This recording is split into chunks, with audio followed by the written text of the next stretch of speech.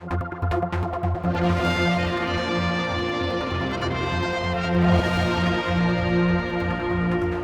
any 5-year-old boy, Finley Hesketh is looking forward to Christmas, but for its parents it's going to be a bittersweet time. I'm with Kirstie and Clive now.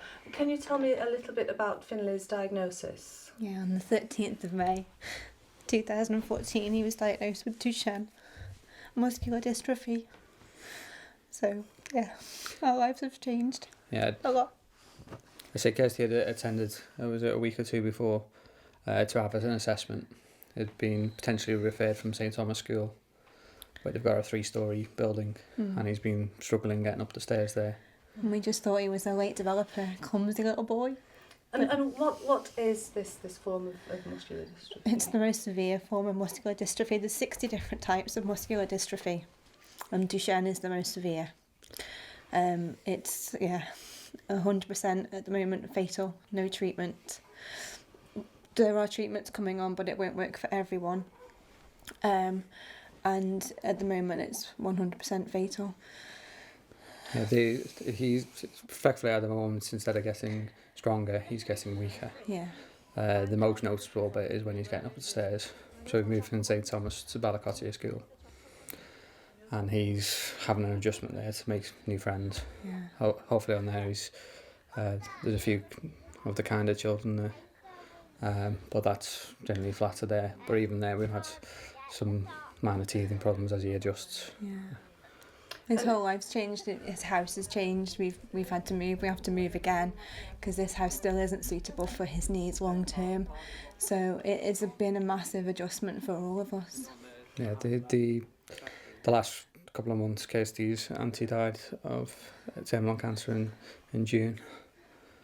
We've had Finley's in May. We've moved from a 3-storey house to here as a temporary basis, and we hope to find a suitable property. Obviously, I mean, this is obviously difficult for you, but you really want to raise awareness, don't you? Yeah, it's a treatment. There should be treatments. Cancer obviously affects more people, but it's still a staggeringly high number for Duchenne muscular dystrophy, and not many people know about it. It affects 1 in 3,500 boys worldwide, so it's a staggering number of young boys. It's mainly boys it does affect. It can affect girls, but it's mostly boys. Yeah, I think on the figures that I was looking at, it was like 200,000-300,000 throughout the world, and because it has got that lower number, then you are very much fighting for your own and the support in comparison to other research.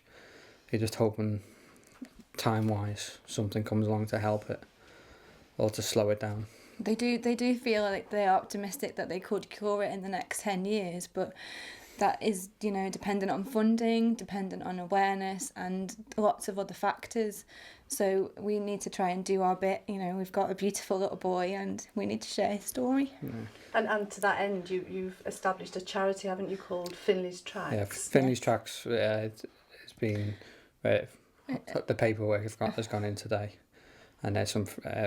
through some friends of mine, but the charity's there to further the awareness, Duchenne awareness, to help support, because we were effectively given a Duchenne patient leaflet and sent on our way. Yeah, we're given a printout from the internet telling you your son's going to die, and that needs to change.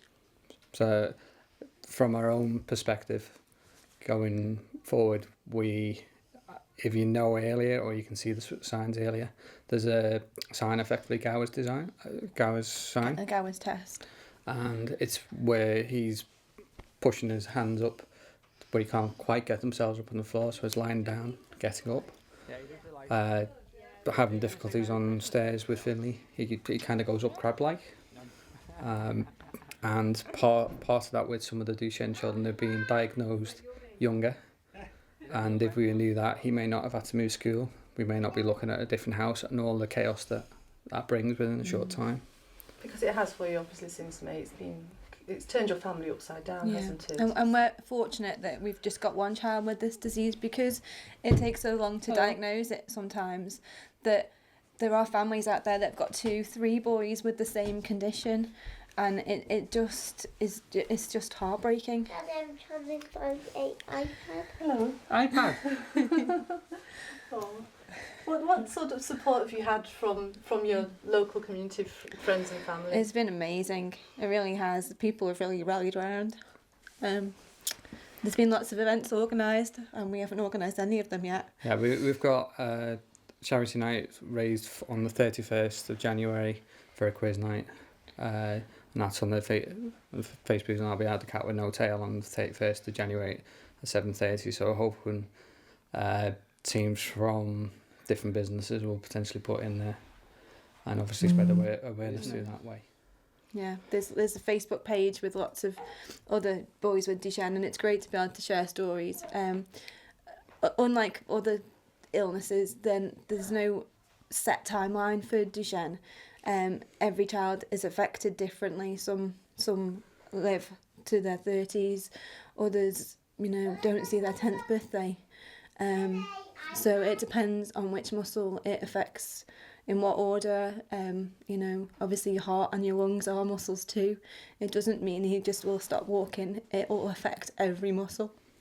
So it's so important to raise awareness and let people it is. know. Yeah.